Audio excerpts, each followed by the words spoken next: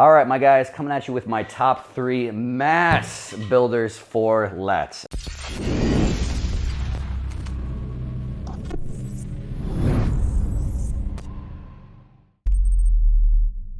Not just mass, but mass with all caps. Hopefully that helped you click on the video. It's that clickbait, as we call it in the industry, because no one just wants lat, no one just wants muscle, everyone wants mass.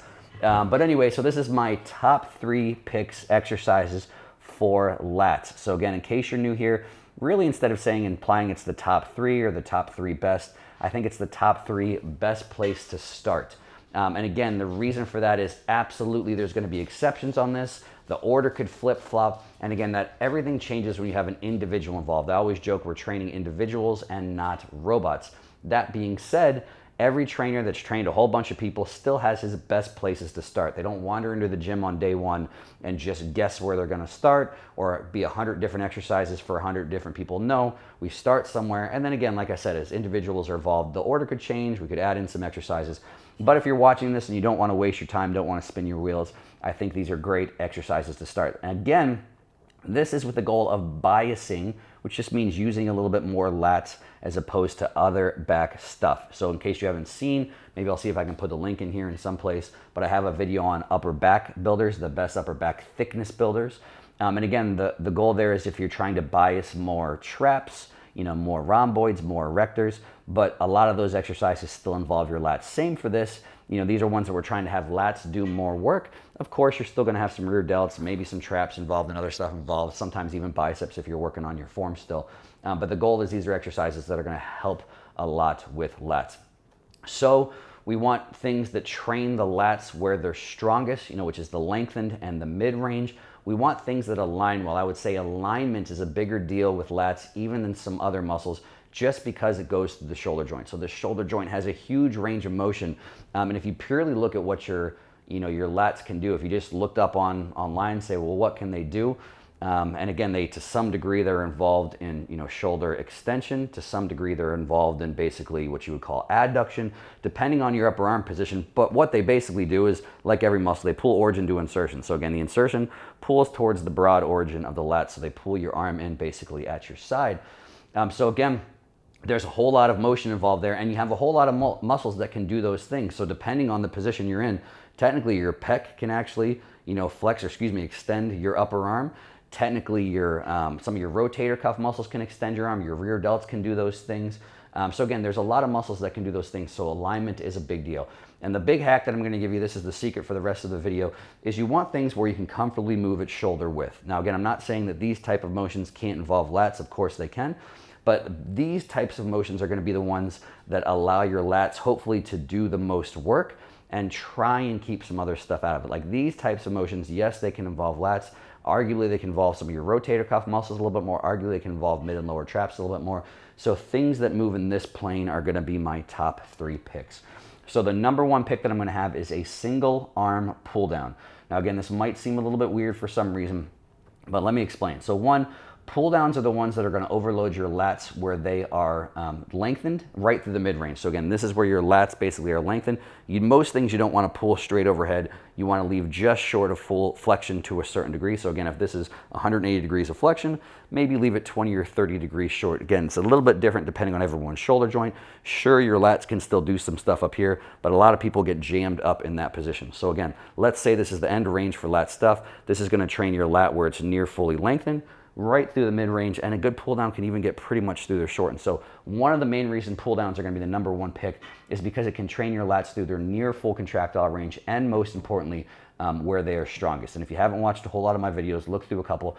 That's a main theme. To grow muscle, you need as much force production, intramuscular force production as possible. And again, if you understand the basics of the length-tension relationship, your muscles are stronger in the mid and lengthened ranges. Shortened position, not so much. So that's why in general, even before watching this video, even before people knew what the length-tension relationship was, most traditional mass builders overload the muscle in their mid and lengthened range, and it's not going to be something that isolates in this really shortened, fully contracted position. So one, pull down just in and of itself because of the range of motion where it trains the lats.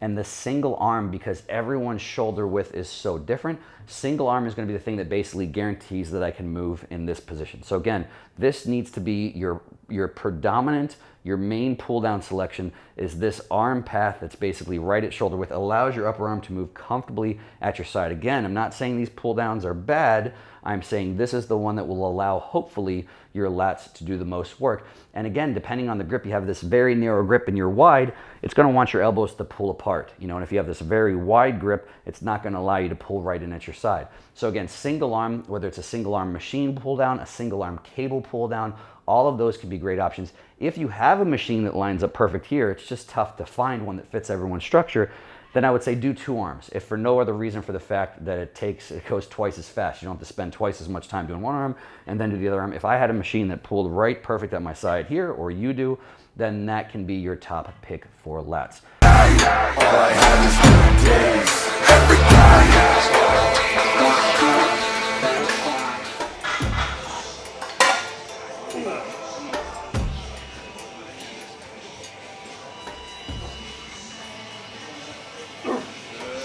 Come on, it's the rep.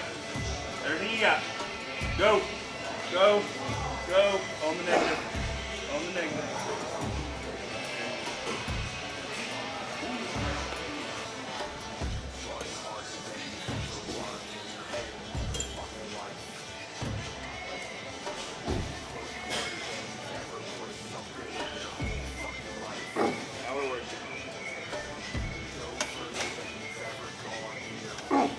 Bottom, all you still. Come on, drive. Come on, it's the rep. Go.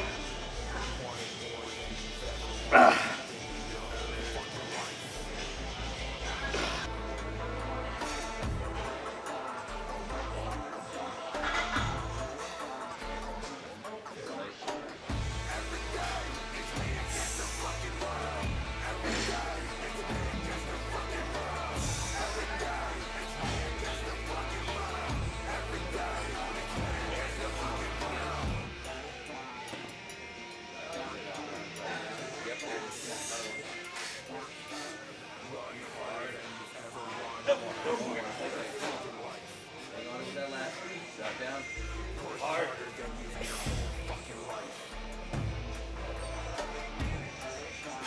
Yep. Yep, come on.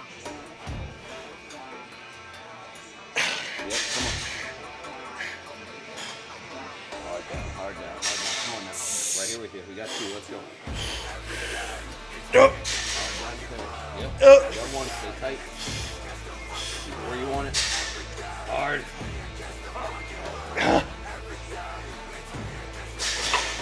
So again, just for the range of motion that it trains, for the alignment bigger than anything on this. Again, all these exercises, really alignment is going to be the big deal.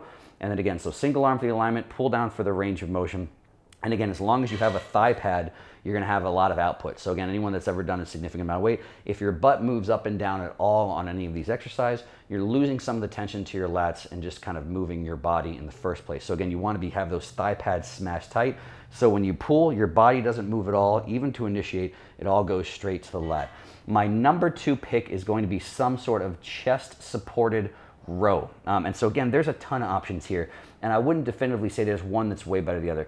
In theory, on paper, it would be great to have a machine that's heavier here and lighter here. And again, just for that length tension thing, meaning you're way stronger, your lats can pull way harder here, and they're not as strong, they're a little bit weaker here. So some of the best machines ever made, so for people that have used Nautilus, Icarium, some other brands I'm not thinking of right now, Cybex, some of the reasons people like those old school machines and they feel so good is because they're designed to be heavy where you're stronger and they're designed to be lighter where you're weaker. I just like the chest support as well too, just for the reason that it takes other stuff out of the equation. So again, all other things being the same, if I had the exact same arm position, the exact same arm path, working my lats great, and I had this with something without a chest pad or with a chest pad, you'll be stronger as far as your lats are concerned, get more force to your lats with a chest pad by taking your erectors and taking your hips out of the equation. So the big thing here is really any chest supported row that has this arm path. So again, any machine that has that arm path, there's plenty of different brands. It doesn't have to be one specific. Again, the only advantage of some brands is ones that are heavier here and lighter here. Some of those brands, I named Prime is also a great brand as well too. So some of those brands are great great for that reason. But as long as you have something here, again, remember alignment is the most important part. So again, not wanting something super close, not wanting something super wide, something that moves right in this position. And you could even do chest supported T-bar row, obviously with that kind of grip. You could Slide that back, how you want to look. There you go. And we're stretching, open it up. Good. Arms contracted. Good man, come on, like a push. How hard can you contract? Come on, man, make that back up how you want. Come on, let's go. A couple more here, come on. Come on.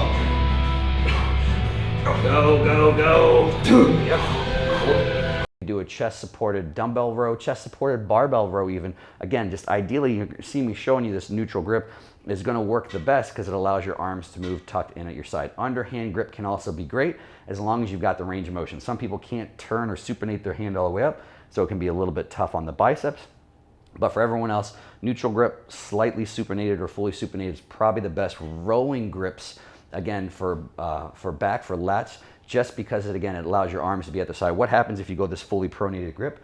Hopefully you saw what just happened. As soon as I go to this pronated grip, my elbows flare. For most people, some people can still tuck in here, but most people, as you go fully pronated, it's just gonna wanna have your elbows flare. So for lat biasing, just trying to get your lats to work more than other stuff, we want either a neutral grip or a supinated grip because it allows your upper arms to move at your side. So number 2 is gonna be some sort of chest supported row.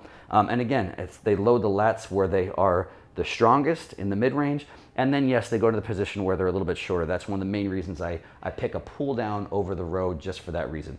And number 3 is probably what some people would have as their number 1, just based on kind of anecdotal evidence they've worked for so long, is some sort of free weight, not chest supported row. So again, I think absolutely, bent over barbell rows, bent over dumbbell rows, bent over even trap bar rows, one of my favorite variations for rowing, can be good options because again, what's the most important thing for lats? You want something that allows your upper arm to move at your side. And anecdotal evidence is still good evidence. We want to look at things that we know have produced results for a long period of time.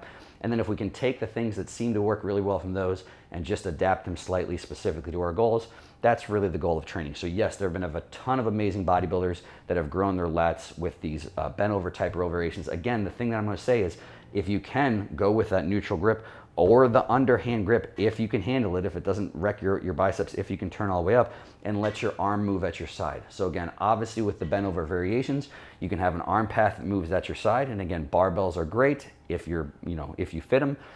Dumbbells are probably one of the best options just because you can go wherever, so you don't have to be fully neutral or fully supinated. You could just kind of be somewhere right in the middle. Works for a lot of people. Or even a trap bar. So again, not the most common variation, but having a trap bar row can be a great variation too, obviously because it's a neutral grip, and most people it allows their arm to move at your side. Again, the only reason that that's not above the previous one is you don't have the chest support. So again, any bent over row, your hips are involved in keeping yourself still, your spine is involved in keeping yourself still, or your erectors. So all of those things could be basically weak links in the chain. They could potentially fatigue before your lats do. And it also opens the opportunity for cheating. So again, if you're using a chest support properly, your entire body is still, and arguably, hopefully, the only thing making you move is your lats, moving your arm. Whereas if you're bent over, you've probably seen people where they're moving at their hips, they're moving at their spine. And again, if other stuff is moving, but the main muscle doesn't move, then basically you're just getting assistance from somewhere else and you're making it lighter for the muscle you are trying to target. So that is my top 3 for lats. As always, these could absolutely be a great sequence for lats, at least 2 out of 3, depending on your back day. A lot of people put some exercises in the same workout, so you could have 2 that are more for lats, so for width, like some people say. You could have 2 that are more for thickness, that might be traps and erectors, and that could be a good workout. Or some people break up their back day, which is a great option if you're trying to bring up your back. Maybe it's a lagging body part because there's so many muscles involved. You could have a day like I mentioned here, which could be just all for more for lats, and a day for thickness. And again, if I didn't link that already, I've got a top 3 for thickness and well too. So between those 2, those could be 2 great separate back days, or I would say maybe pick 2 from each day. So 2 basically more for thickness, 2 more for lats, and that could be a great complete back day in and of itself. As always, please feel free to leave me some feedback below, anything to make the videos better. If you're having a bad day, feel free to insult me to help you feel a bit better too. I'm here to help any way that I can. And as always, please tag, please share, and please hit that subscribe button if you haven't subscribed already. And until the next one.